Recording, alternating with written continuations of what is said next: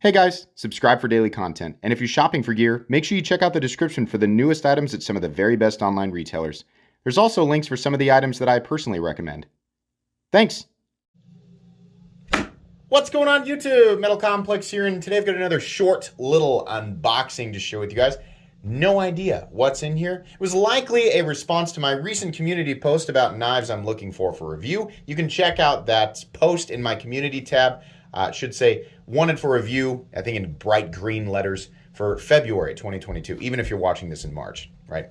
List of stuff that I'm looking for. So thank you to the person who sent this in response to that, I'm assuming. Thanks so much to my generous patrons who are supporting me. There's a link for Patreon right down below, and please make sure to follow me on Instagram at metal_complex. This box was sent by Eric. Thank you very much, Eric. Let's find out what is in this box. Yes, people get their knives back. I do not keep this stuff. I don't know why people think that. I mean, yeah, like there are things from companies that, like, you know, if it's a big like retailer, sometimes they let me keep it. But most of this content is community driven, meaning it's stuff that you guys send in for me to take a look at, which I love. It's a fun way for me to interact with the community, and then I send it all back. The stuff that is given to me for free, most of it is given away. Okay, so the box got a little bit squished. I'm just going to let you know, to the owner, what do we actually have in this box? Oh, this is the Auto Boy. Hang on now. We do have a note. I've been wanting to get my hands on this for a while. Hey man, as promised, here's the Spyderco Autonomy 2. I will link this right down below because I think it is available right now. This is my first time ever handling a Spyderco switchblade. For your consideration, the blade edge could be sharper and it's a little chewed up. That's okay. I kind of like to see how knives look after they've been used. But what do you want from me?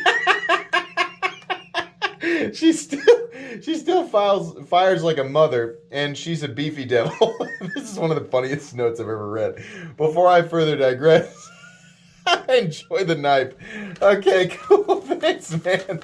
That was funny. Okay, let's give this a go here. Is this the firing button? Okay, that's the safety. So if I push that, it's not going to work, right? Okay. And then, boy, that does fire hard. What is going on with this button here? That's very odd. The button, that's a powerful automatic knife. And I gotta comment on this. A lot of automatic knives, when you fire them, those of you who own a lot of side opening autos, you push the button and it's wham, right?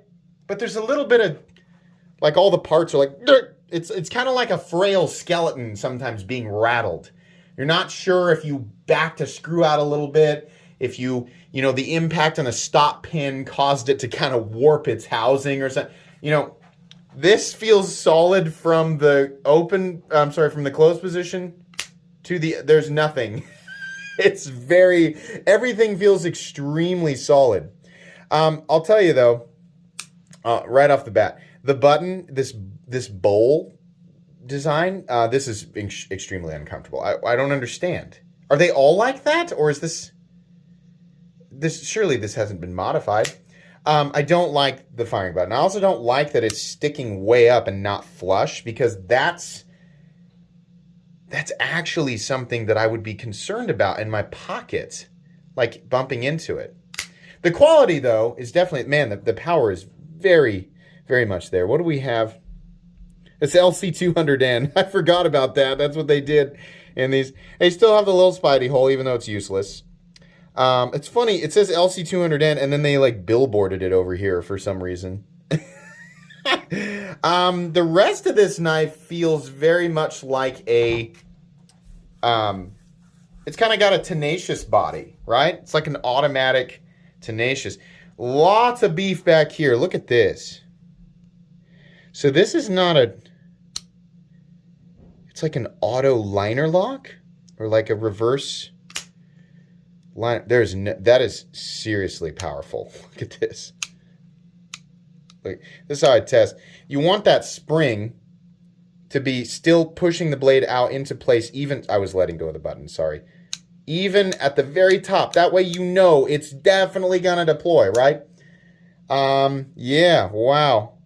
There's the pivot, kind of neat, kind of weird how it, the pivot sticks up past the scales. Peel Ply Texture G10. This is not a review. A lot of people saying this, but this is just amateur hour. This guy's trying to review it. Why would I try to review something I'm just unboxing? It always blows my mind that people are like, this is terrible. I mean, I know I should be aware that he's clearly unboxing it for the first time, and that expecting anyone to give any type of proper review after that occurs would be completely and totally absurd. But I think I'll just gloss over that and type up a big dumb comment anyway. People always say, why do you care so much? You seem like you're so bothered, but I really love doing this. This is something I've been doing for 4 years, where I kind of try to stir things up intentionally, right? And point out the stuff that people do on a regular basis. No, this is not a review. It's just an unboxing. I gotta spend some time with it. The fact that he has been carrying and using this will make me feel better about carrying and using it. And then there'll be a full comprehensive review here in a few weeks. Not that it takes that long, but I've got a lot of other content in front of this that I'm gonna release. So this is an interesting knife. I don't understand some of the design choices, but I don't know, who knows? Sometimes those types of things become more apparent over time. In any case, I believe this is something you can pick up right now. It's pretty darn expensive. Are these, yeah, so these are US made. So there you go. They're going to be expensive though. They just are. But it is something that you can pick up. As far as the ergonomics go and the blade, I mean, like using this knife, yeah, this is definitely, it's more Spyderco goodness. Definitely made to be used. Definitely made to be a performance cutter. The button doesn't really bother me too much ergonomically because it's my finger that's landing on it, which is a little bit weird. If I were going to squeeze really hard, I think I might actually squeeze that button.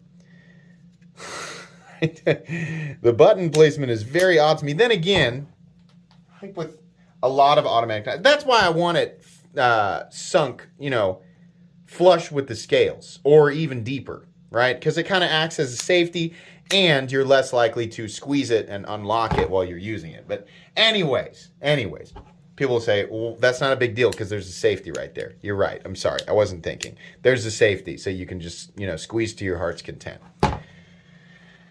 The whole last 45 seconds of whatever I was saying it's rendered pointless because I forgot there's a safety on it. All right. Anyways, professional knife reviewer. Thanks so much once again to Eric for sending this in for me to take a look at. Check out the links in the description. Please make sure to follow me on Instagram at metal_complex. If you enjoyed this video, leave a like. If you'd like to check out my other content, I do, of course, have lots of videos of knives that are either expensive or inexpensive that I do not like, so check those out. If you enjoy all my content, go ahead and click on that Metal Complex logo right there and subscribe because there's definitely more coming. Thanks again for watching, everybody, and have a great day.